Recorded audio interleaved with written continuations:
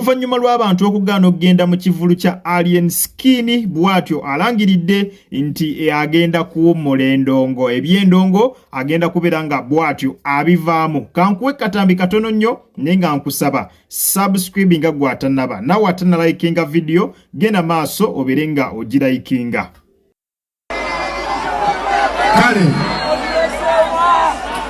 Kati kambatereze bulungi. Officially leero ngenda kusiibula endongo nga active artist.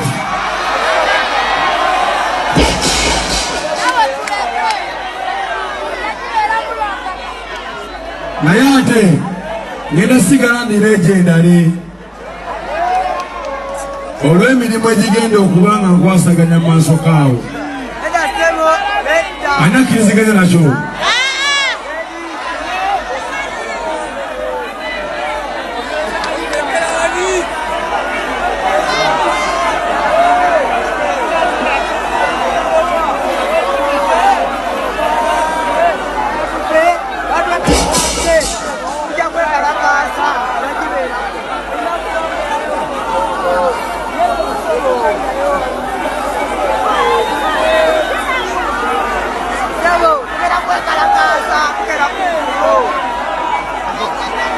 Kale tusirekemu katono.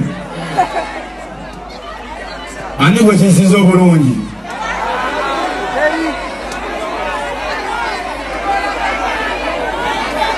Ani bwe kisiza obubi.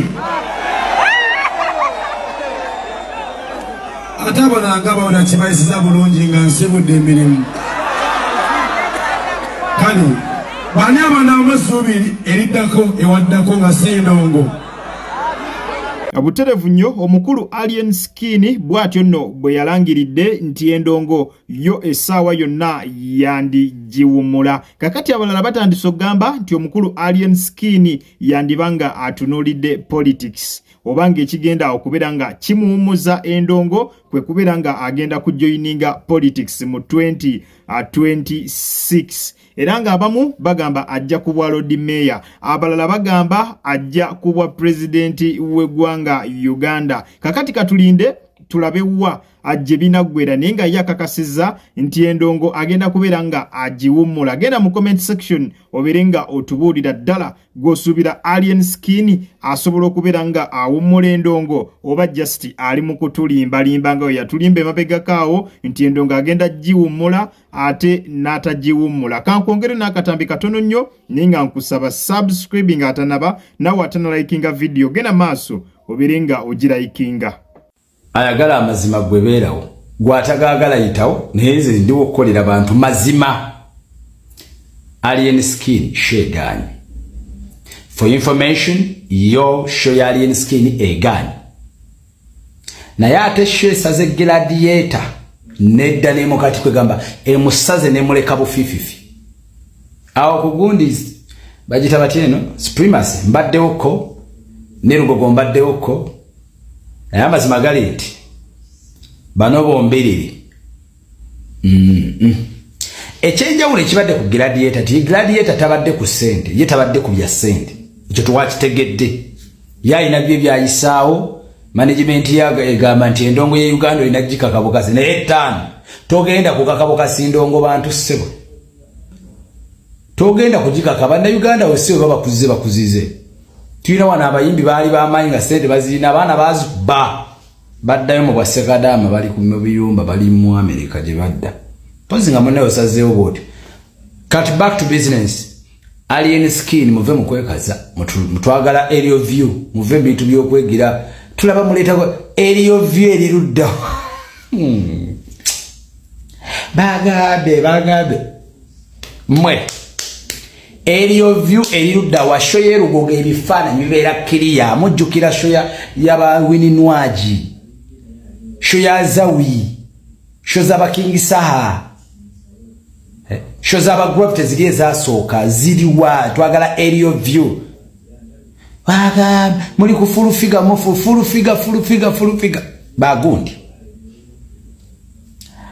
Abawagizi muli serious nnyo omuyimbi tali serious naye abawagizi bali serious.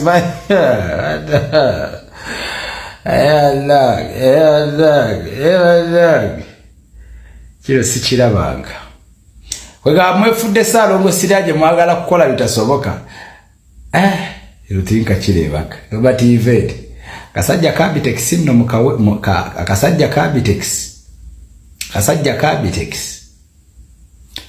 Kabitex mukawe respect. Oyo no ye mukulu MC Meya kansubire bigambo bye osobodde okubeera nga omwewulirirako. Omukulu ategeezezza nti ekyamazima ebivulu bombiriri byabasaze. Jjukira olunaku olweggulo twabadde n'omukulu Gladiator ng'alina ekivulu at the same time nga Alien Skin alina ekivulu erugogo mwenna kye mwasobodde okubeera nga mwerabirako. Omukulu ategeezezza nti ekyamazima bano bombi ebivulu byabasaze nti naye ate Gladiator ye kyamusaze ne sekusala yenna yembeera bwetyo bwe yabadde abadde basaba bu video bwa Elio Vyundoz obulaba bwe bwawo maaso abantu bo babadde bangi naye mabega abantu tebabaddeyo lwakuba kamera ezaafokasinze nnyo ku bantu bano ab'omu maaso naye ng'ekyamazima omusajja yafunye ku bantu at least yafunye afu ey'ekisaawe yafunye ku bantu bw'opimamu olabira ddala nga yasinze ku gravity omutujju era ekyamazima yafunye abantu ddala ababadde bamujyaamu. Embeera yo bwetyo bwe yatambudde naye ng'abantu bo bagenda maaso nga bolabye mu Meya n'ategeeza nti ekyamazima abasajja bombiriri ekivulu kyo kyandibanga we twogerera kyabatuddemu ate era bwe tweyongerayo yengeri Alien Skin gye yazzeemu ku stage engeri eyo gye yajjiddemu ng'ali ku musaalaba ng'alinga gwe bakomeredde ku musaalaba mu butongole yajjidde mu kifaananyi nga ekya Yesu. Bannaddiini nno nabo batandise okuvaamu omwasi bapasita ab'enjawulo batandise okuvaayo okubeera nga bwe batyo banenya Alien Skin nga bagamba nti kino kyeyakoze eky'okujjira ku musaalaba ku stage nga yenna olabira ddala ajjidde mu kifaananyi kya Yesu bo bakiise kuvvoola na kulinnyirira ddiini era maaso awo twandiraba bannaddiini nga bavaayo okubeera nga balagira Alien Skin okuvaayo yeetonde n'abalala abalabi tebyabasanyusizza naddala abakkiririza abalina eddiini abakkiririza mu Katonda bategeezezza nti wano Alien Skin we yakomye ti Alien Skin ke yavodde Yesu najjira ku musaalaba ng'alaga nti bamukomeredde ku musaalaba mu butuufu nti kaliya ya Alien Skin awo weekomye nti kuba mu history teri muntu yali avodde Yesu teri muntu yali alinnyiridde eddiini n'agenda bugenzi bw'atyo kasita olinyirira eddiini kasita ovoola Yesu definitely obeera oteekeddwa okubeera nga okisasulira. So abantu bangi bavuddeyo ne bategeeza nti ddala ekyamazima Alien Skin alina okubeera nga ekintu ekifaanaganako bw'atyo kiyakoze